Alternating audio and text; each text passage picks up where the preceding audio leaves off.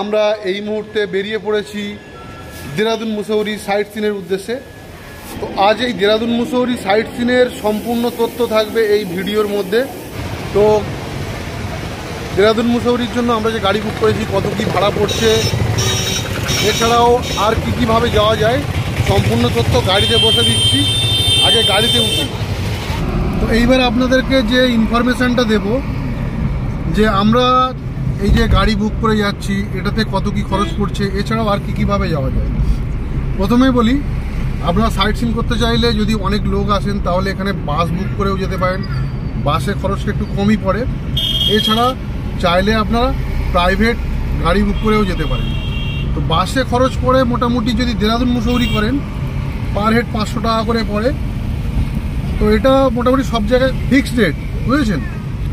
তো আর যদি প্রাইভেট গাড়ি নিয়ে যেতে চান, আমরা যেমন 5 সিটার গাড়ি নিয়ে যাচ্ছি, 4 জনে আছি, তো আমাদের পড়েছে 3300 টাকা। রেটটা একটু বার্গেনিং করে নেবেন, রেট ওরা একটু বেশিই বলে, 2-3 জায়গায় যাচাই করে নেবেন, তাহলে রেটটা সম্পর্কে একটা ধারণা তৈরি হয়ে যাবে। এটা ডিয়ার পার্ক আছে। তো আপনারা দেরাদুন মুসৌরি যাওয়ার পথে এটা ঘুরে দেখতে পারেন। তো এই মুহূর্তে আমরা এসে পৌঁছেছি মুসৌরি রোডের শ্রী প্রাকেশ্বর মহাদেব মন্দিরে। খুব বিখ্যাত এই মন্দিরটা, আমার পিছনেই রয়েছে। আপনাদের এই মন্দিরটা আমি ঘুরে দেখাবো। খুবই জাগ্রত একটা মন্দির, বাবা মহাদেবের মন্দির। তো চলুন এখন আমরা ভিতরে যাই, গিয়ে বাবা মহাদেবের দর্শন করব প্রাকেশ্বর মন্দিরে। এটা গুগলে সার্চ করলেও দেখতে পাবেন আপনারা।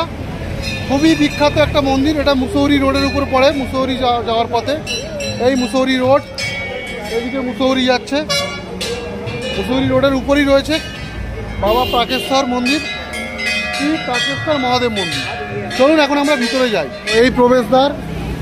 আমি ফার্স্ট টাইম যখন 2013 সালে এসেছিলাম, তখন এই প্রাকেশ্বর মন্দিরে যে প্রসাদ দেওয়া হতো সেটা হলো গরম চা আর তার সাথে খিচুড়ি ভোগ। এখন সেই প্রচলনটা আছে কিনা সেটাও দেখে নেব। তো আমরা এই প্রবেশ করছি প্রাকেশ্বর মহাদেব মন্দিরে। খুবই জাগ্রত মন্দির এটা, বাবা মহাদেবের মন্দির। এই মন্দিরের বিশেষত এই প্রচুর ঘন্টা লাগানো আছে চারিদিকে। এখানে বাবা মহাদেবের এটা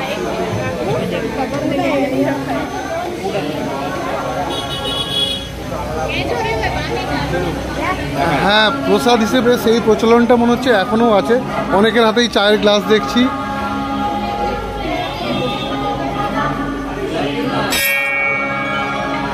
প্রচুর ঘন্টা। এদিকে আমার আরাধ্যা। হর হর মহাদেব, হর হর মহাদেব।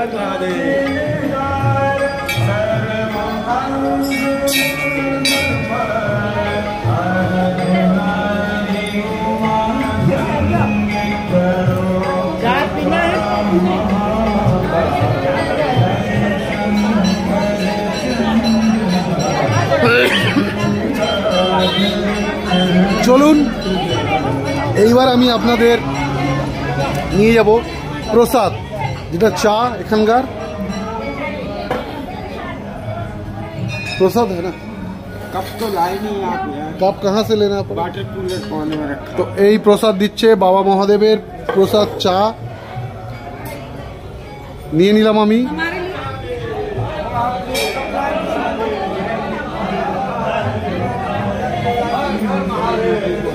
हर हर महादेव, जय बाबा प्राकेश्वर की जय हो।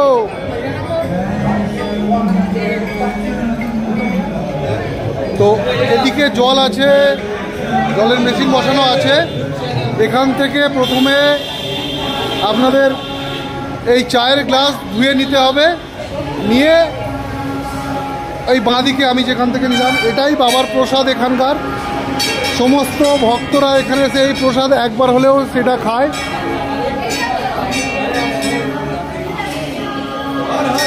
হর হর মহাদেব, জয় জয় মহাদেব, প্রাকেশ্বর বাবা কি জয়।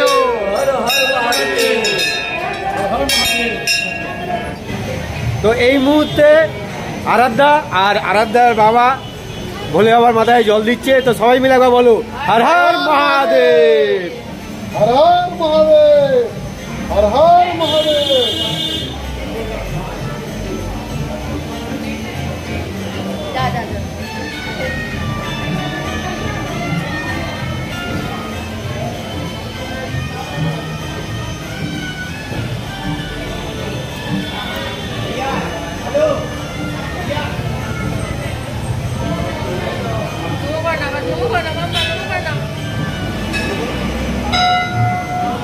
তো বাবা প্রাকেশ্বরের প্রসাদ এখন খাবো। এটাই এই মন্দিরের বিশেষত্ব, প্রসাদ হিসেবে চা দেওয়া হয় আর তার সাথে এখন মোরব্বা দেওয়া হয়। আগে খিচুড়ি ভোগ দেওয়া হতো।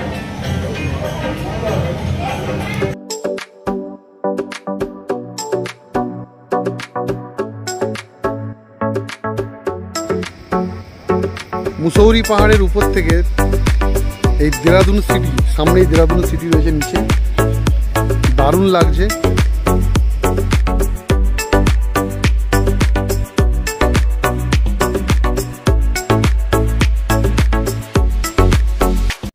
তো প্রাকৃতিক সৌন্দর্য যেমন উপভোগ করছি, তার সাথে একটা অ্যাডভেঞ্চারাস জার্নিও করছি। পাহাড়ের একদিকে সৌন্দর্য আর একদিকে খাদের ভয়ঙ্কর দৃশ্য।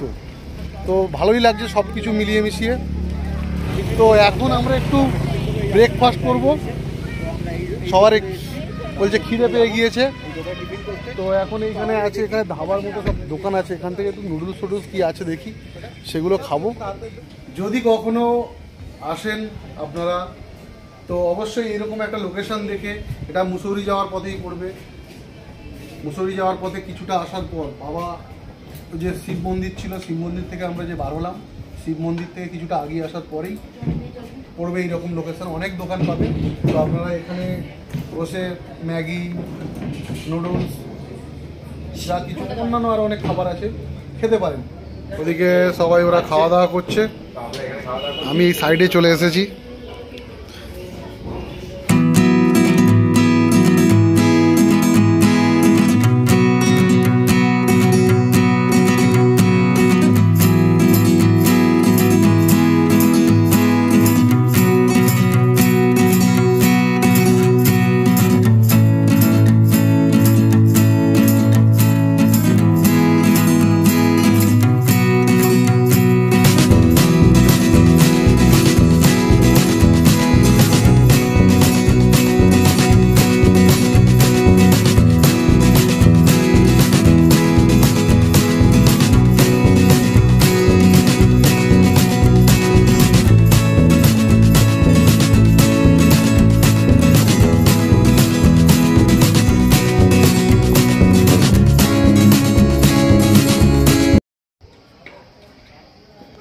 তো এটাই লেক ছিল।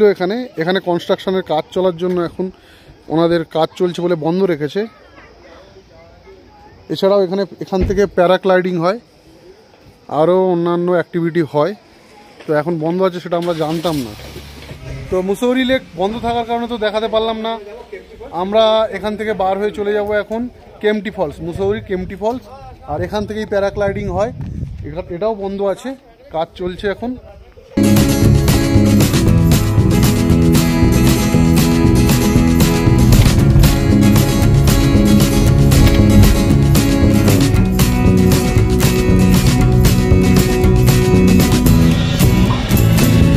এই মুহূর্তে আমরা এসে পৌঁছে গিয়েছি কেম্পটি ফলসের সামনে।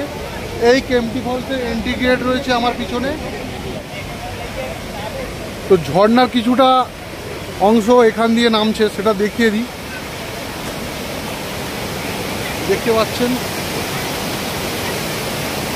আর এখানে ফটোশ্যুট চলছে, এরকম ড্রেস পাওয়া যায়। এই ড্রেস পরে আপনারা এরকম ফটোশ্যুট করতে পারেন।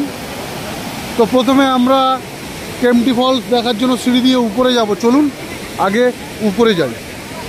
এই সিঁড়ি দিয়ে উঠতে হবে উপরে কেম্পটি ফলস দেখার জন্য।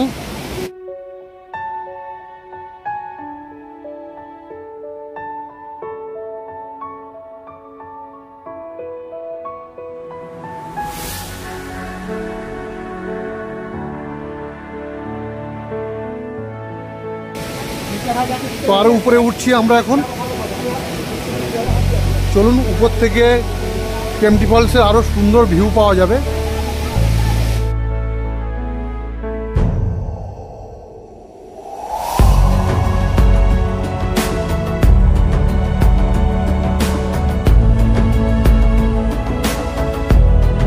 তো এই সিঁড়ি দিয়ে আরও উপরে উঠবো, উঠলে আরও কিছু ভিউ আছে, সেগুলো দেখাবো আপনাদের।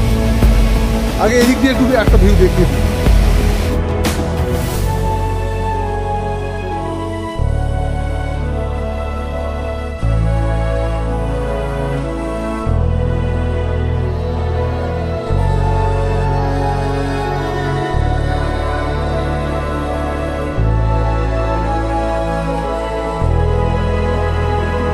তো অনেকক্ষণ সময় কাটালাম, খুব এনজয় করলাম।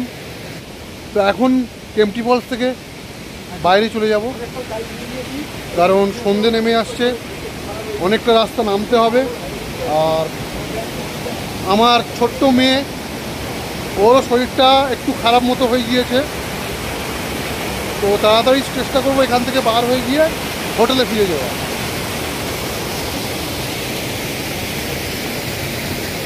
তো উপর থেকে অনেকটাই উপরে উঠে গিয়েছিলাম, ওরা উপরে ওঠেনি।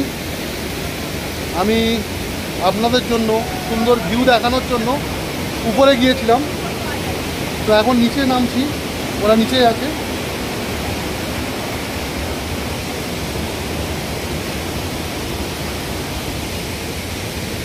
সব নিচে বসে আছে।